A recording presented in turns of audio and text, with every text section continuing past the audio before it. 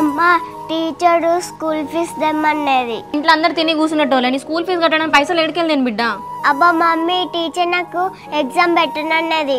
ఇక నువ్వు ఎగ్జామ్ రాసి ఏం చేస్తావు బిడ్డ? ఎట్లా ఇంట్లో ఇద్దరు తిని కూర్చుంటారు కదా, నువ్వు కూడా కూర్చో, ముగ్గురు అవుతారు. వదినే ఎందుకు అట్లా మాట్లాడతాను? హనీతో అట్లనేనా చెప్పేది? నేనేమన్నా అబద్ధం చెప్పినా? మరిది ఉన్నదే చెప్పినా కదా, మీరు ఇట్లా తిని కూర్చుంటలేరా? నేను తినే బుక్కెడు పువ్వకు ఎన్నిసార్లు అంటావు కూడలా? నాకు కూడా కష్టమే తినేది, నీ ఎవగంటే కానీ తెచ్చి పెడతాను మాకేమన్నా. సరే అత్తమ్మా, ఇండోలంటే మా ఆయన తెచ్చి పెట్టిండు తిన్నాము. ఇప్పుడు ఆయన పరిస్థితి మంచిగా లేదు, ఎక్కడైనా పోయి అడగరా మరి చెప్పు. వదినే నువ్వు కావాలని చెప్పేసి మమ్మల్ని అంటాను. హనీ స్కూల్ ఫీజుకు నువ్వు అనే మాటలకు ఏమైనా సంబంధం ఉన్నదా?